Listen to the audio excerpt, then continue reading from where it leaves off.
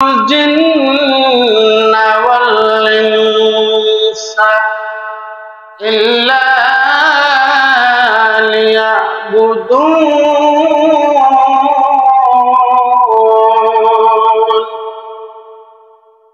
আল্লাহ তাআলা কোরআনে কারীমের আয়াতের মধ্যে বলেন যে হে আমার বান্দারা, তোমরা যদি একটা বাড়ি বানাও, বাড়ি বানানোর একটা উদ্দেশ্য থাকে।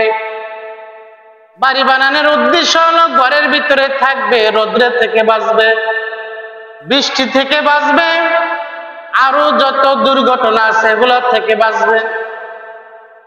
সম্মানিত হাজিরিন, মানুষ যে কোনো কাজ করে প্রত্যেকটা কাজের একটা উদ্দেশ্য আছে না নাই? আমরা মসজিদের মধ্যে আছি, জুমার দিনে নামাজ পড়ার জন্য আসছি, আমাদের উদ্দেশ্য আছে না নাই? জুমার 2 রাকাত নামাজ আদায় করে আল্লাহর হুকুম পালন করব, বলেন সুবহানাল্লাহ। মুসলমান আল্লাহর গোলাম, এই যে বয়ান করতেছি, বয়ানেরও তো একটা উদ্দেশ্য আছে, উদ্দেশ্য ছাড়া বয়ান হইতেছে না। উদ্দেশ্য হলো প্রত্যেকটা মুসলমান ইসলামের বিধিবিধান জেনে তারা যেন আমল করে জান্নাতমুখী হতে পারে, এটা আমাদের উদ্দেশ্য। মুসলমান আল্লাহর গোলাম, আমাদের প্রত্যেকটা কাজের যদি উদ্দেশ্য থাকে, প্রত্যেকটা জিনিসের যদি উদ্দেশ্য থাকে, ভালো করে খেয়াল করেন, উদ্দেশ্য ছাড়া পৃথিবীর মধ্যে কেউ কোনো কাজ করে না। একমাত্র এক শ্রেণীর মানুষ আছে যাদের কোনো উদ্দেশ্য থাকে না, তারা হলো পাগল। পাগল মন যা চাই তাই করতে পারে। একদিকে হাঁটা দিছে, রওনা দিছে, তো কোন জায়গায় যাইতেছে তার কোনো গন্তব্য নাই, তার কোনো সীমানা নাই। যেদিকে দুচোখ যায় সেই দিকেই চলে, এর কোনো উদ্দেশ্য নাই। ঠিক আল্লাহ তাআলা আমাদেরকে বানাইছেন, আমাদের ভালো মানুষের প্রত্যেকটা মানুষের জীবন, প্রত্যেকটা কাজের উদ্দেশ্য আছে। ঠিক আল্লাহ তাআলাও আমাদেরকে উদ্দেশ্য ছাড়া বানান নাই, আল্লাহ তাআলার একটা উদ্দেশ্য আছে। আল্লাহ কি উদ্দেশ্যে আমাদেরকে বানাইছেন, আল্লাহ তাআলা সে কথা স্বয়ং নিজেই কোরআনে কারীমের মধ্যে নোট করে দিয়েছে। আল্লাহ তাআলা কোরআনে কারীমের মধ্যে বলেন, ওয়ামা খালাকাতুল জিন্না ওয়াল ইনসা ইল্লা লিয়াবুদুন।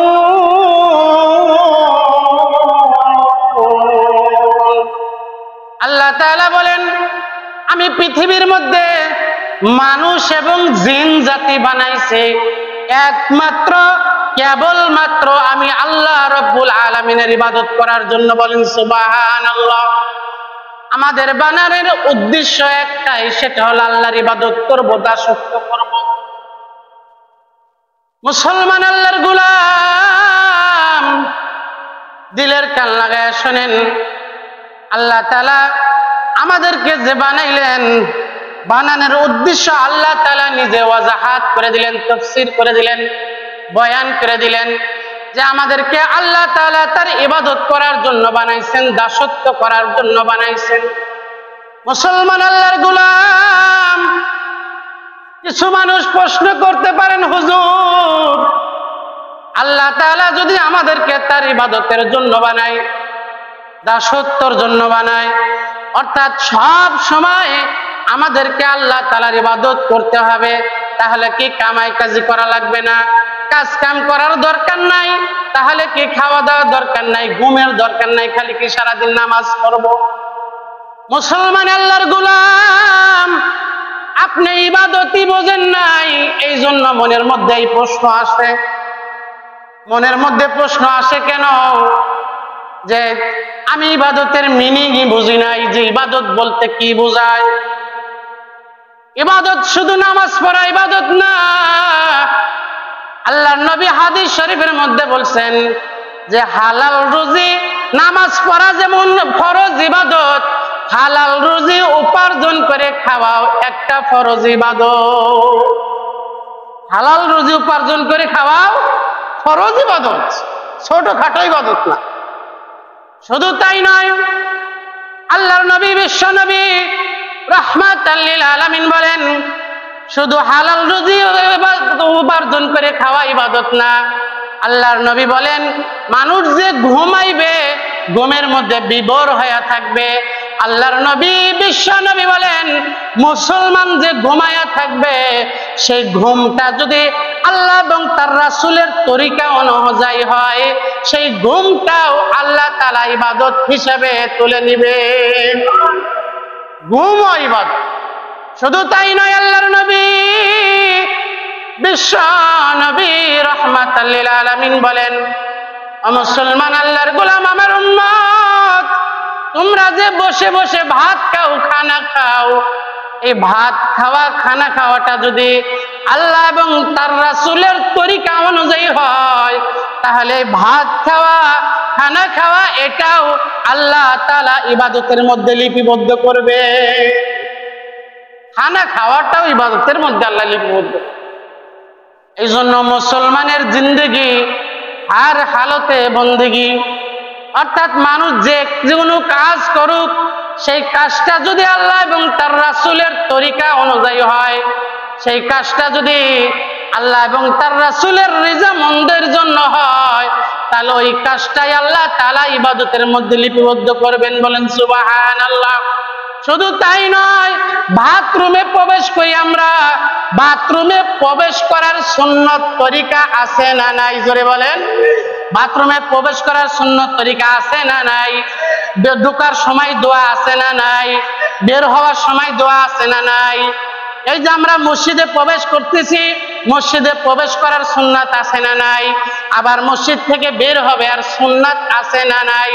আল্লাহর নবী বলেন, ঘুম থেকে উঠা থেকে নিয়ে আবার সারাদিন কর্ম করবে, আবার ঘুম যাওয়া পর্যন্ত আমার উম্মতেরা যত কাজ করবে, প্রত্যেকটা কাজের মধ্যে যদি আমি নবীকে তারা ফলো করে, আমি নবীকে তারা অনুসরণ করে, প্রত্যেকটা কাজ হাসরের ময়দানে আল্লাহ তাআলা নেক আমল নামার মধ্যে লিপিবদ্ধ করে রাখবে। বলেন সুবহানাল্লাহ।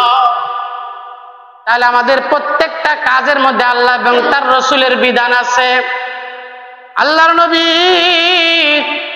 বিশ্ব নবী রাহমাতাল লিল আলামিন বলেন, ও আমার উম্মতেরা, আল্লাহ তাআলার উপরে বান্দার কিছু হক আছে। এই হক গুলা বান্দারা অবশ্যই অবশ্যই আদায় করতে হবে। আল্লাহর নবী বিশ্ব নবী রাহমাতাল লিল আলামিন বলেন, ফাইন্না হাক্কুল্লাহ আলাল ইবাদি, আল্লাহ তাআলা বান্দার উপরে আল্লাহ তাআলার হক, আইয়ুআযযিবাল্লাহ ইয়াবুদাল্লাহ ওয়ালা ইশরিক বিহি শাইআ। এক নাম্বার, বান্দার উপরে আল্লাহ তাআলার হক হলো, বান্দা প্রত্যেকটা কাজের মধ্যে যা কিছু করুক, ইবাদত বন্দেগী করবে, একমাত্র আল্লাহ তাআলাকে সন্তুষ্টি করার জন্য করবে। বলেন সুবহানাল্লাহ। আল্লাহ তাআলা সে কথা কোরআনে কারিমের অন্যত্রে বলেন, ওয়াকাদা রাব্বুকা আল্লা তা'বুদু ইল্লা ইয়্যাহু ওয়া বিল ওয়ালিদাইনি ইহসানা।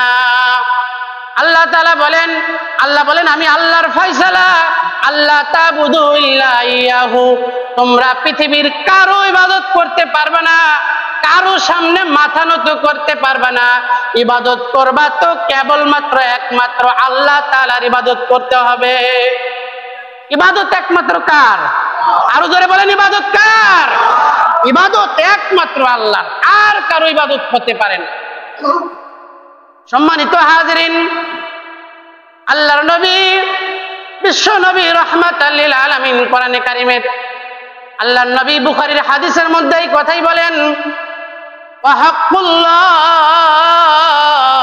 আলাল ইবাদ, বান্দার উপরে আল্লাহ তাআলার এক নাম্বার হক হলো আইয়াবুদাল্লাহ, এক নাম্বার হক হলো সে একমাত্র কেবলমাত্র আল্লাহ তাআলার ইবাদত করবে, এক নাম্বার হক। দুই নাম্বার, আল্লাহর নবী বিশ্ব নবী রাহমাতাল লিল আলামিন বুখারীর হাদিসের মধ্যে বলেন, 2 নাম্বার হক হলো ওয়ালা ইউশরিকু বিহি শাইআ। 2 নাম্বার হক হলো কোন সময় জীবন চলে গেলেও আল্লাহর নবী বলেছেন, হে আমার সাহাবারা, আল্লাহর বান্দার উপরে আল্লাহর 2 নাম্বার হক হলো কোন সময় আল্লাহর সাথে অন্য কাউকে শরীক করবে না, শিরিকের গুনাহ করবে না। শিরিকের গুনাহ কোন সময় করা যাবে না। কেন শিরিকের গুনাহ করা যাবে না? আল্লাহ তাআলা বলেন, ইন্নাশ শিরকা লাযুলমুন আযীম। শিরিক হলো সবচেয়ে ভয়ঙ্কর এবং বড় পাপ। বলেন নাউযুবিল্লাহ। সম্মানিত হাজিরিন, আল্লাহর নবী বান্দার উপরে আল্লাহ তাআলার 2টা হকের কথা আলোচনা করলেন। এরপর আল্লাহ তাআলা আল্লাহর উপরে বান্দার 2টা হক আলোচনা করতেছেন। খেয়াল করেন, আল্লাহর নবী বলেন, ওয়া হকুল ইবাদ আলাল্লাহ। বান্দার উপরে আল্লাহর উপরে বান্দারও হক রয়েছে। সেই হকটা কি? আল্লাহর নবী বলেন, আল্লাহ ইউআযযিবা মান লা ইউশরিকু বিহি শাইআ। আল্লাহর নবী বিশ্ব নবী বুখারীর হাদিসের মধ্যে বলেন যে আল্লাহর উপর বান্দার যে হকটা হলো, আল্লাহ তাআলা যেই বান্দা আল্লাহর সাথে শিরিকের গুনার মধ্যে লিপ্ত না হয়, ইবাদতের মধ্যে আল্লাহ ব্যতীত আর কাউকে শরীক না করে, আল্লাহর নবী বিশ্ব নবী রাহমাতাল লিল আলামিন বলেন, যেই বান্দা আল্লাহর সাথে শিরিক না করবে, আল্লাহ তাআলার দায়িত্ব হলো ওই বান্দাকে আল্লাহ তাআলা মাফ করে দিয়ে জান্নাতের বাসিন্দা করে দেওয়া। এজন্য যে কোনো কাজ করি, কোন সময় আমাদের আমলের মধ্যে শিরিকের গুনাহ যেন ছিটা ফাটাও না থাকে। আল্লাহ আমাদের কবুল করেন, বলেন আমিন। সম্মানিত হাজিরিন, আল্লাহ তাআলা 313 জন রাসূল দুনিয়ার মধ্যে পাঠাইছেন এবং 1,24,000 নবী দুনিয়ার মধ্যে পাঠাইছেন। নবী রাসূলের মধ্যে একটু পার্থক্য আছে। রাসূল বলা হয় যাকে নতুন শরীয়ত দেওয়া হয়েছে, নতুন কিতাব দেওয়া হয়েছে, তাকে বলা হয় রাসূল। আর নবী বলা হয় যে পূর্বেকার নবীর শরীয়তের অনুসরণ করে মানুষকে আল্লাহর দ্বীনের দাওয়াত দেন, কালিমার দাওয়াত দেন, তাওহীদের দাওয়াত দেন, তাদেরকে বলা হয় নবী। সম্মানিত হাজিরিন, আল্লাহ তাআলা 315 জন রাসূল দুনিয়ার মধ্যে পাঠাইলেন এবং 1,24,000 মতান্তরে কম বেশি নবী দুনিয়ার মধ্যে পাঠাইলেন। আল্লাহ তাআলা এই নবী রাসূল পাঠানোর কি উদ্দেশ্য? আল্লাহ তাআলার উদ্দেশ্য একটাই, বান্দারা যেন ভুল পথে বিপদগামী পথে চলাফেরা না করে। নবীরা যেন বান্দাদেরকে, আমার আদরের বান্দাদেরকে ফিরায়া ফিরায়া বুঝায়া তারা যেন শয়তানের রাস্তা থেকে আল্লাহর রাস্তায় উঠায়া দেয়। নবীদের পাঠানোর উদ্দেশ্য এটাই, মানুষ যেন ভুল পথে না যায়, সোজা পথে যেন চলে।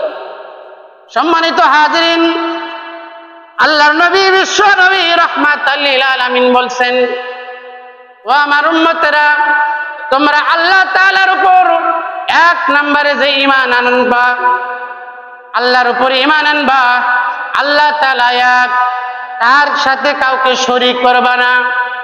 আল্লাহ তাআলার সন্তান নাই, আল্লাহ তাআলার সন্তান নাই, আল্লাহ কাউকে জন্ম দেন নাই, আল্লাহ কেউ জন্ম দেয় নাই। আল্লাহ তাআলা অনন্ত অসীম কাল থেকে আছেন, আবার অনন্ত কাল থাকবেন। আল্লাহ তাআলার উপর এভাবে ঈমান আনতে হবে। ওহু আলা কুল্লি শাইইন কাদির। আল্লাহ তাআলা সর্বশক্তিমান, যে সময় যা কিছু মন চায় আল্লাহ তাআলা সব কিছু করতে পারেন। আল্লাহ তাআলা শুধু বলেন কুন ফায়াকুন, হও বলার সঙ্গে সঙ্গে প্রত্যেকটা কাজ সঙ্গে সঙ্গে সম্পাদিত হয়ে যায়। বলেন সুবহানাল্লাহ। সম্মানিত হাজিরিন, আল্লাহ তাআলার উপরে 1 নম্বরে ঈমান আনতে হবে। আমানতু বিল্লাহ, আমি আল্লাহর উপর ঈমান আনলাম। আমানতু বিল্লাহি কামা হুয়া বিআসমাইহি ওয়া সিফাতিহি ওয়া ক্বাবিলতু জামিয়া আহকামিহি, মানে মুজমালের মধ্যে আপনারা পড়েছেন। এভাবে আল্লাহর উপরে ঈমান আনতে হবে। ঈমান আনার পর আল্লাহ তাআলা বলতেছেন অনেক বাধা বিপত্তি আসবে। ঈমান আনার পর আল্লাহ তাআলা অনেক পরীক্ষা নিবে, আর উপর অটল অবিচল থাকতে হবে। আল্লাহ তাআলা বলেন কেউ যদি ঈমান আনার পর আর উপর অটল থাকে, অবিচল থাকে, আল্লাহ কি পুরস্কার দিবেন সে কথা আল্লাহ কোরআনে কারিমের মধ্যে বলেন। আল্লাহ তাআলা বলেন ইন্নাল্লাযীনা ক্বালু রাব্বুনাল্লাহ, নিশ্চয় ওই সমস্ত বান্দা বান্দিরা যারা বলে আমাদের রব আল্লাহ। আমাদের রবকে আওয়াজ দিয়ে বলেন, আরো জোরে বলেন আমাদের রবকে। আল্লাহ তাআলা এই কথাই বলতেছেন ইন্নাল্লাযীনা, নিশ্চয় ওই সমস্ত ব্যক্তিরা ক্বালু রাব্বুনাল্লাহ, যারা বলবে আমাদের রব আল্লাহ। সুম্মাস্তাকামু, এরপর আল্লাহ যে আমাদের রব এই কথার উপর অটল থাকতে হবে, অবিচল থাকতে হবে। জীবনে দুনিয়ায় চলতে গেলে বিপদ আপদ দুঃখ সুখ এটা আসবে, কিছু সময় সুখ আসবে, কিছু সময় দুঃখ আসবে। সুখ দুঃখ মিলাই মানুষের জীবন। সুখে থাকলে আল্লাহকে মানে না, দুঃখে থাকলে ওই সময় আল্লাহকে মানে। দুঃখে থাকলে শুধু আল্লাহর জিকির করে, সুখে থাকলে নামাজ রোজার খবর রাখে না। এরকম হওয়া যাবে না। যে কোনো হালতে থাকেন সুম্মাস্তাকামু, আল্লাহর উপর ঈমান আনতে হবে এবং আল্লাহকে রব হিসেবে মানতে হবে, আর উপর অটল অবিচল থাকতে হবে। যদি আর উপর অটল অবিচল থাকি লাভ কি? আল্লাহর নবী আল্লাহ তাআলা কোরআনে কারিমের মধ্যে বলেন ইন্নাল্লাযীনা ক্বালু রাব্বুনাল্লাহ সুম্মাস্তাকামু তাতানাজ্জালু আলাইহিমুল মালায়েকা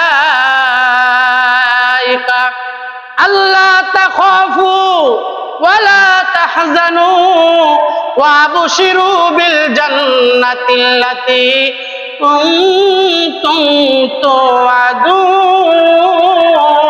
তুআদুন। আল্লাহু আকবার বলেন। আল্লাহ তাআলা বলতেছেন যে তাতানাজ্জালু আলাইহিমুল মালায়েকা, কেউ যদি আল্লাহ তাআলাকে রব হিসাবে মানে, এর উপর অটল থাকে, অবিচল থাকে, যে কোনো হালাতে যে কোনো মুহূর্তে আল্লাহ তাআলাকে রব হিসেবে মানার পর অটল অবিচল থাকলে আল্লাহ বলেন তাতানাজ্জালু আলাইহিমুল মালায়েকা, আমি আল্লাহ তাআলা ওই ব্যক্তির জন্য রহমতের ফেরেশতা নির্ধারণ করে দেই। শুধু এতটুকুই নয়, আল্লাহ বলেন আল্লাহ তাখাফু ওয়ালা তাহজানু, আল্লাহ বলেন আমার ওই বান্দা যে আমি আল্লাহকে রব হিসেবে গ্রহণ করেছেন এবং এর উপর অটল অবিচল থাকছেন, আল্লাহ তাআলা বলেন আল্লাহ তাখাফু, ওই ব্যক্তির দুনিয়াতেও কোনো ভয় নাই এবং আখিরাতেও ওই ব্যক্তির কোনো ভয় নাই। বলেন সুবহানাল্লাহ। ওয়া আল্লাহ তাখাফু ওয়ালা তাহজানু, এবং ওই ব্যক্তির দুনিয়া এবং আখিরাতে কোনো টেনশনও নাই, পেরেশানিও নাই। বলেন সুবহানাল্লাহ। শুধু এতটুকুই নেই, আল্লাহ বলেন ওয়া আবশিরু বিল জান্নাতিল্লাতী কুনতুম তুআদুন, আল্লাহ তাআলা বলেন ওই ব্যক্তিকে আরেকটা সুসংবাদ আমি রবের পক্ষ থেকে দাও, আল্লাহ তাখাফু ওয়ালা তাহজানু ওয়া আবশিরু বিল জান্নাহ, আমার ওই বান্দাকে যে আমি আল্লাহকে রব হিসেবে মানছে তাকে আমি আল্লাহ তাআলার জান্নাতের সুসংবাদ দিয়ে দাও। কোন জান্নাত? আল্লাহ তাআলা বলেন ওয়া আবশিরু বিল জান্নাতিল্লাতী কুনতুম তুআদুন, আমি আল্লাহ তাআলা যেই জান্নাতের ওয়াদা করছিলাম আমার বান্দাকে সেই জান্নাতের সুসংবাদ দিয়ে দাও। বলেন সুবহানাল্লাহ। দুনিয়ায় চলতে গেলে আল্লাহ তাআলা পরীক্ষা নেবেন। পরীক্ষা নিলে এর মধ্যে আল্লাহকে বলতে হবে, আল্লাহ আপনি তো পরীক্ষা নিবেন। কোরআন কারীমের মধ্যে আল্লাহ আপনি বলে দিয়েছেন, ওয়ালা নাবলুওয়ান্নাকুম বিশাইইম মিনাল খাউফি ওয়াল জু'i ওয়া নাকসিন মিনাল আমওয়ালি ওয়াল আনফুসি ওয়াস সামারাত ওয়া বাশশিরিস সাবিরিন। আল্লাহ তাআলা বলেন, আমার বান্দাদেরকে আমি বিভিন্নভাবে পরীক্ষা নিব। আল্লাহ তাআলা দুনিয়াটাই বানাইছেন পরীক্ষার হল। আল্লাহ তাআলা আখিরাতের মধ্যে আমাদেরকে পড়া শিখাইছেন, দুনিয়ার মধ্যে পরীক্ষার হলের মধ্যে পাঠাইছেন, আমাদের পরীক্ষার জায়গা। এই জায়গার মধ্যে আমি পরীক্ষার হলের মধ্যে, যেমন ছাত্র যদি পরীক্ষার হলের মধ্যে একটা প্রশ্নের ভুল অ্যান্সার দিলেও শিক্ষক কিছু বলে না, আবার সঠিক অ্যান্সার দিলেও কিছু বলে না, কারণ এটা হলো পরীক্ষার হল। এই জায়গার মধ্যে মারধরের জায়গা না। এই জায়গার মধ্যে সে যা পারে তা লেখুক, সেটা বোঝা যাবে ফলাফলের বেলায়। ঠিক আল্লাহ তাআলাও দুনিয়ার মধ্যে হায়াত দিয়ে পাঠাইছেন, মওত দিয়ে বানাইছেন।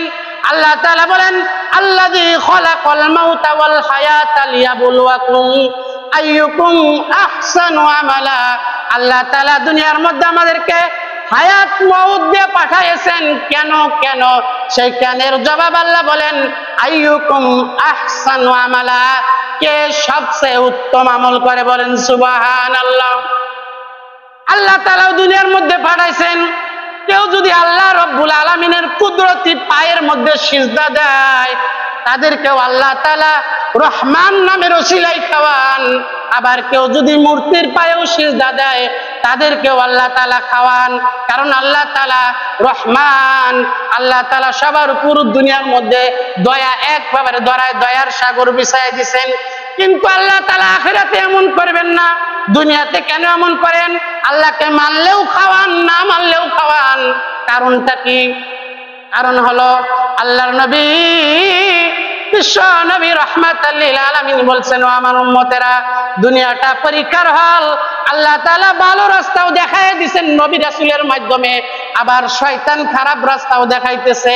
এই জায়গার মধ্যে আল্লাহকে মানলেও খাওয়াইবেন, না মানলেও খাওয়াইবেন। তার কারণ একটাই, সেটা হলো দুনিয়াটা আল্লাহ তাআলা পরীক্ষার হল হিসাবে বানায় দিয়েছেন।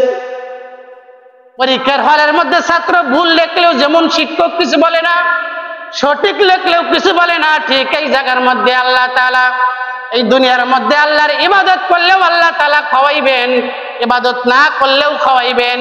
কিন্তু দেখা যাবে কবরে প্রথম ঘাটি, কবরের মধ্যে থেকেই তার ফলাফল শুরু হয়ে যাবে। কবরের মধ্যে প্রথম ঘাটি, এই ঘাটির মধ্যে সে পাশের ছাত্র না ফেলের ছাত্র, কবরের মধ্যে মওত থেকেই শুরু হয়ে যাবে। ওই জায়গায় রেজাল্ট আল্লাহ তাআলা দিয়ে দিবেন, শুরু হবে ওই জায়গা থেকে রেজাল্ট। সম্মানিত হাজিরিন, যেই কথা বলতেছিলাম আপনাদেরকে, আল্লাহর উপর ঈমান আনতে হবে, এই এবং ঈমানের উপর অটল অবিচল থাকতে হবে। এরপর আল্লাহ তাআলার ইবাদত করতে হবে। ইবাদতটা কিভাবে করব সে কথাও আল্লাহ তাআলা সূরা বাইনার মধ্যে বলে দেন। আল্লাহ তাআলা বলেন, ওয়ামা উমিরু ইল্লা লিয়াবুদুল্লাহা মুখলিসিনা লাহুদ্দিন। আল্লাহ তাআলা বলেন, আমি আল্লাহ তাআলার হুকুম, তোমরা আল্লাহ তাআলার ইবাদত করবা মুখলিসিনা, ইখলাসের সাথে। একমাত্র আমরা যে ইবাদত বন্দেগী করব, একমাত্র কেবলমাত্র আল্লাহ তাআলাকে সন্তুষ্টি করার জন্য, বলেন সুবহানাল্লাহ। আমাদের এই ইবাদতের মধ্যে নামাজ, রোজা, হজ, যাকাত, আল্লাহ তাআলার যত আদেশ আছে, আল্লাহর নবীর যত দিক নির্দেশনা আছে, এর মধ্যে সব আছে। প্রত্যেকটা ইবাদত করব একমাত্র কেবলমাত্র আল্লাহ তাআলাকে সন্তুষ্টি করার জন্য। এরপর আল্লাহ তাআলার উপরে ঈমান আনার মধ্যে আরেকটা বিষয় কাজ করতে, যেখানে যোগ করতে হবে, সেটা হলো আমাদের দিলের মধ্যে আল্লাহ তাআলার ভয় লালন করতে হবে। দিলের মধ্যে আল্লাহর ভয় এবং ভালোবাসা, মহব্বত দুইটাই লালন করতে হবে।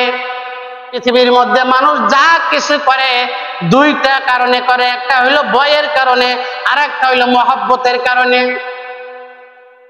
সম্মানিত হাজিরিন, আল্লাহ তাআলা কোরআনে কারিমের মধ্যে বলেন, আল্লাযীনা আমানু আশাদ্দু হুব্বাল লিল্লাহ, যারা ঈমান আনে, সে ঈমান আনে, যারা ঈমানদার তারা আল্লাহ তাআলাকে সবচেয়ে বেশি মহব্বত করে, ভালোবাসে। বলেন সুবহানাল্লাহ।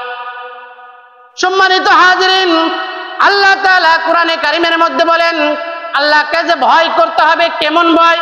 আল্লাহ বলেন, ইয়া আইয়ুহাল্লাযীনা আমানুত্তাকুল্লাহ হাক্কা তুকাতিহি ওয়া লা তামুতুন্না ইল্লা ওয়া আনতুম মুসলিমুন।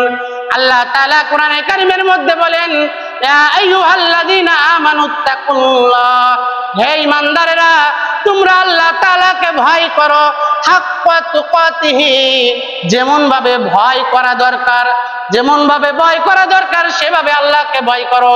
ওয়ালা তামুতুন্না ইল্লা ওয়া আনতুম মুসলিমুন। আল্লাহ তাআলা বলেন, সাবধান বান্দারা, তোমরা ততক্ষণ পর্যন্ত মৃত্যুবরণ করিও না যতক্ষণ না পর্যন্ত তোমরা খাঁটি মুসলমান না হও। একমাত্র কেবলমাত্র আল্লাহ তাআলাকে জিন্দেগীর সবচেয়ে বেশি মহব্বত করতে হবে এবং আল্লাহকে সবচেয়ে বেশি ভয় করতে হবে। সম্মানিত হাজিরিন, আল্লাহর হক নিয়ে যদি আলোচনা করতে চাই, যে আল্লাহ তাআলার সব সময় আল্লাহ যে হালতে রাখে, যেভাবে রাখে, সব সময় আল্লাহ তাআলার শুকরিয়া আদায় করতে হবে।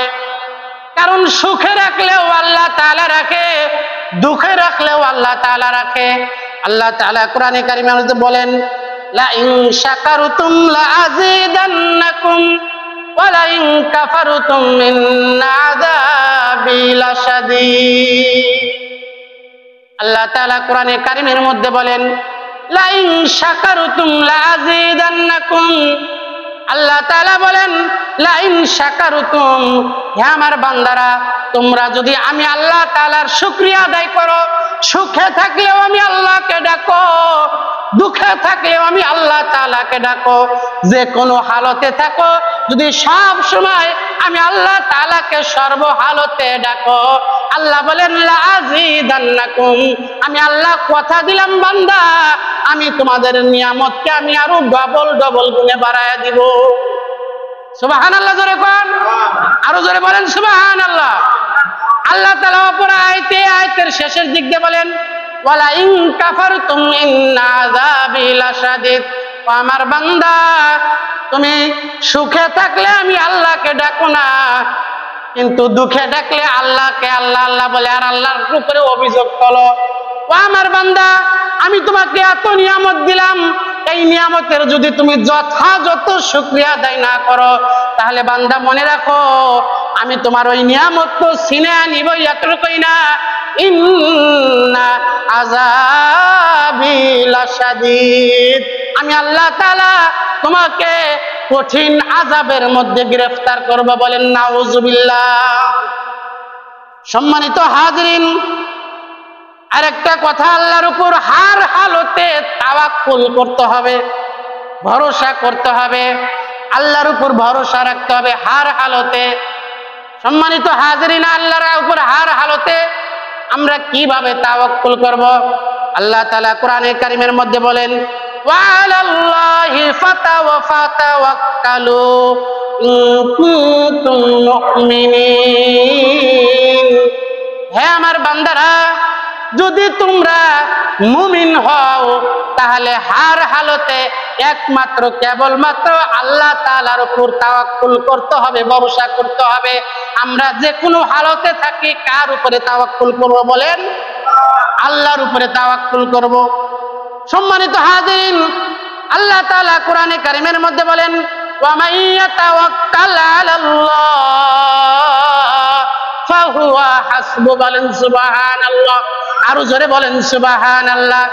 আল্লাহ তাআলা বলেন, আমার যেই বান্দা বান্দিরা যে কোনো হালতের মধ্যে থাকুক, আমি আল্লাহর উপর যদি তাওয়াক্কুল করে, ভরসা করে, আমি আল্লাহর উপর যদি সব সময় ভরসা রাখে, আমি আল্লাহ তাআলা ওই বান্দার জন্য যথেষ্ট হয়ে যাব। আমি আল্লাহ তাআলা ওই বান্দাকে সব বিপদ থেকে রক্ষা করব। বলেন সুবহানাল্লাহ। তাওয়াক্কুলের নাম কিন্তু এইটা না যে আপনার ক্ষেত আছে, জমি জমা আছে, জমি জমা না লাগাইয়া ঘরের মধ্যে হাত গুড়ায় বয়ে রয়েছেন আর যে আল্লাহ যদি দান দেয় তাহলে আমি খামো, না হলে খাইতাম না, এটার নাম কিন্তু তাওয়াক্কুল না। তাওয়াক্কুল হলো আপনার কাজ করতে হবে, কাজ করে এরপরে আল্লাহর উপর তাওয়াক্কুল করতে হবে। জমির মধ্যে ধান লাগাইতে হবে, ফসলের গাছ লাগাইতে হবে, এর উপর এরপর আল্লাহর উপর তাওয়াক্কুল করতে হবে যে আমার কাজ আমি করেছি, বাকি আল্লাহ তাআলা যদি চায় তাহলে জমিনের মধ্যে দান হবে। কত গাছ আছে একই সাথে গাছ লাগায়, কিছু গাছের মধ্যে ফল আসে, কিছু গাছের মধ্যে ফল আসে না, এরকম আছে না নাই? কেন?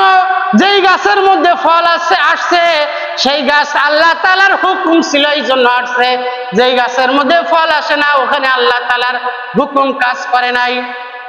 একজন ব্যক্তি সন্তান হয় না, আমাদের তো রোগ একটা আছে, সন্তানাদি না হইলেই আগে আমরা আল্লাহ তাআলার কাছে না চাই, আগে মাজার আর পীর সাহেবের কাছে যাই। এই রোগ আমাদের আছে।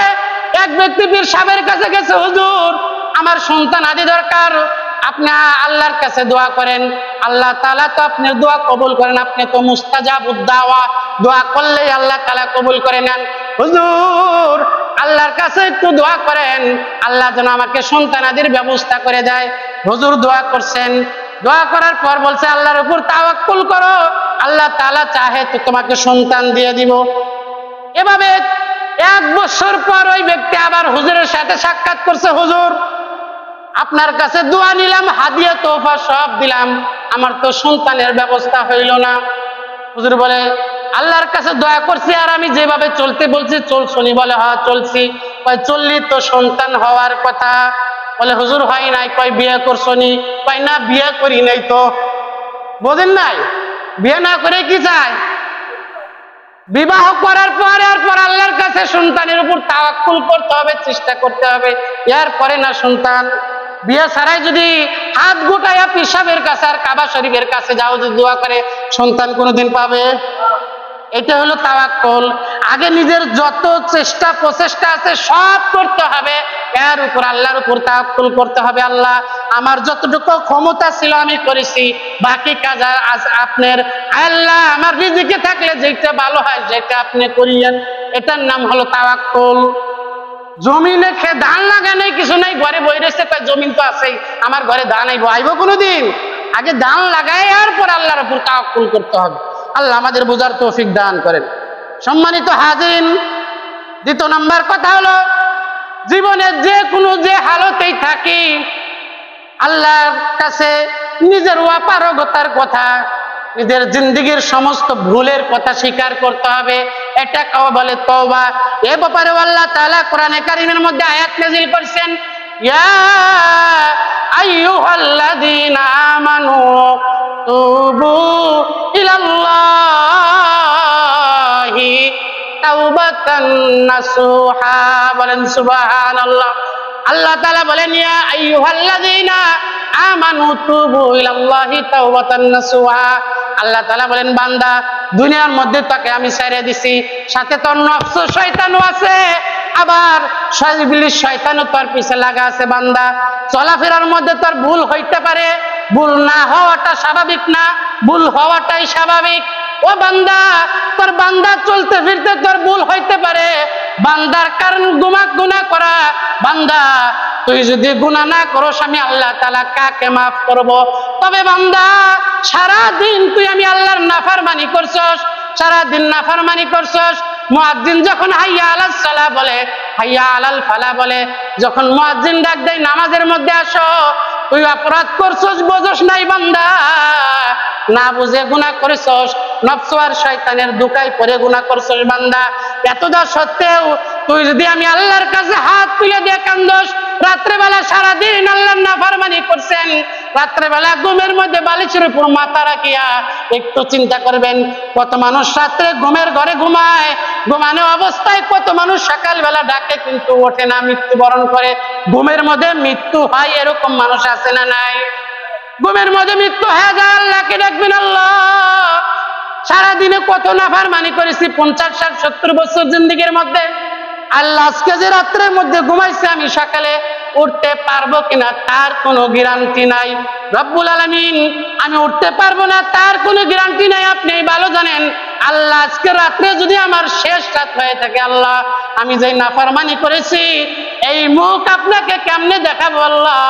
আমি আপনার কাছে তওবা করতেছি, আস্তাগফিরুল্লাহ রাব্বি মিন কুল্লি যামবি ওয়া আতুবু ইলাইহি লা হাওলা ওয়ালা কুওয়াতা ইল্লা বিল্লাহি আলিয়্যুল আযীম। এভাবে আল্লাহর কাছে তওবা করবেন আর বলবেন, আল্লাহ আমি আপনার কাছে তওবা করতেছি, ফিরাইলাম, আর গুনাহ করব না, গুনার ধারে কাছেও যাব না। আল্লাহ আপনাকে মাফ করে দেন। আল্লাহ বলেন, বান্দা তুই এইভাবে আমি আল্লাহর কাছে চাইতে দেরি হবে, আমি আল্লাহ তাআলা তাকে সমস্ত জিন্দেগীর গুনাহ মাফ করতে 1 সেকেন্ডও সময় নেব না। জোরে বলেন সুবহানাল্লাহ। আল্লাহ তাআলা আমাদেরকে আল্লাহর কাছে আত্মসমর্পণ করার তৌফিক দান করেন, বলেন আমিন।